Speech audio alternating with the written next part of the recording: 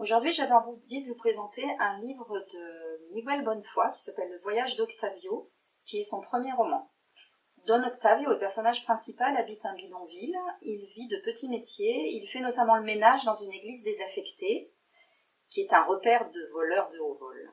Et cet homme, analphabète, qui a un physique de colosse, croise un jour le chemin de Venezuela, une actrice qui a joué à Caracas des vaudevilles et des tragédies.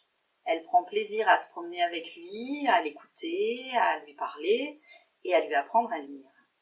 Mais les brigands, tout à fait chevaleresques certes, mais brigands néanmoins, pour lesquels travaille Octavio, décident un jour d'organiser un cambriolage précisément au domicile de Venezuela. Là, Octavio ne peut pas la trahir, on est bien d'accord.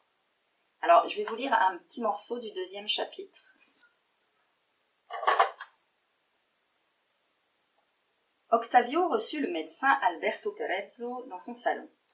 C'était un médecin plutôt fort, au teint presque mat, de bon maintien.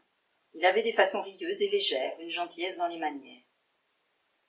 Pour comble, confessa le médecin avec un sourire gêné, il avait oublié son bloc d'ordonnance pour noter les médicaments. Octavio leva sur lui des yeux inquiets. « Il n'y a rien pour écrire ici, docteur. » Alberto Perezzo répondit que ça n'avait pas d'importance, qu'il noterait la prescription sur la marge d'un journal. On a l'habitude au centre médical, ajouta-t-il. Dans ce pays, on écrit encore sur les journaux après les avoir imprimés. Pardon, docteur, mais il n'y a vraiment rien pour écrire ici. Le médecin regarda autour de lui et ne vit qu'un peu de pain et de tabac posés sur une table, non loin de la fenêtre. À ses pieds, un morceau de charbon traînait au sol.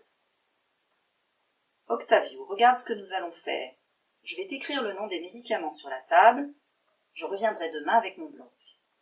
Le médecin se pencha et traça d'une écriture lente et détachée le détail de l'ordonnance entre les rainures du bois. « Si je ne reviens pas demain, débrouille-toi pour la recopier et dis à la pharmacienne que tu viens de ma part. » Octavio resta un instant seul devant la table. Il savait que le médecin ne reviendrait pas le lendemain. Il serait occupé à poser des cataplasmes d'oignons et de sel, à accoucher une adolescente au fond d'une cabane, ou, entre des cris rauques, à extraire d'un genou une balle fondue dans une médaille. Octavio posa le verre vide sur le rebord de la fenêtre. Il prit un couteau sur la table et, d'un geste habitué qui le rendait depuis longtemps étranger à la douleur, s'entailla la paume de la main.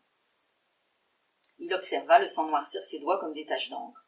Ensuite, il se rinça dans une bassine d'eau de pluie et se banda la plaie d'un ruban de charpie. Ensuite, il chargea la table sur ses épaules, ouvrit la porte et descendit à la pharmacie. Sur le chemin, il rencontra 3 hommes qui se retournèrent sur son passage et lui demandèrent, avec une discrète insistance, de leur prêter la table pour une partie de domino. Il prit place avec eux, emporté par une sourde camaraderie, en sablant l'ivoire des fiches sous la poussière du charbon. Sa table servit à secourir un enfant qui avait renoncé à récupérer son ballon sur les toitures. Avec les pieds de bois, il se protégea de 2 chiens galeux, écumants de colère, et enfin il fit un bout de trajet à l'arrière d'un camion de papaye où les chauffeurs parlaient, avec des mots qu'il ignorait, d'un lendemain de révolution. Devant la pharmacie, une longue file attendait. Lorsque vint son tour, il mit la table devant la pharmacienne.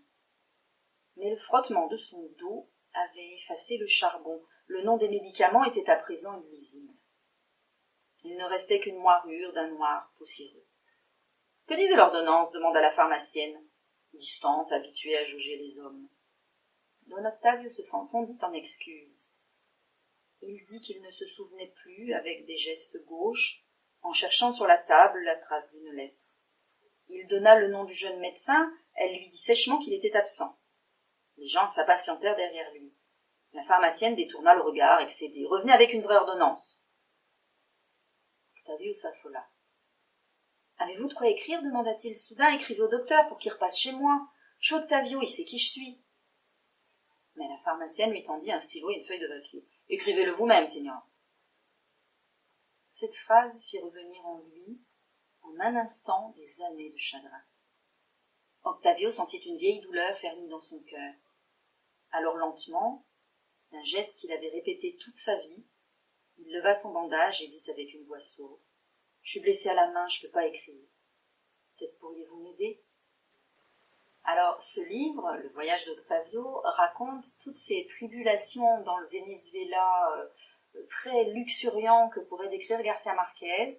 C'est une initiation allégorique, une initiation amoureuse, une initiation à la vie. C'est un Venezuela très étonnant. C'est un roman que je trouve très beau, assez épique, qui est plein de lyrisme, qui est plein de poésie, qui est plein d'émotions. Alors, n'hésitez pas à vous renseigner à la bibliothèque si l'aventure vous intéresse.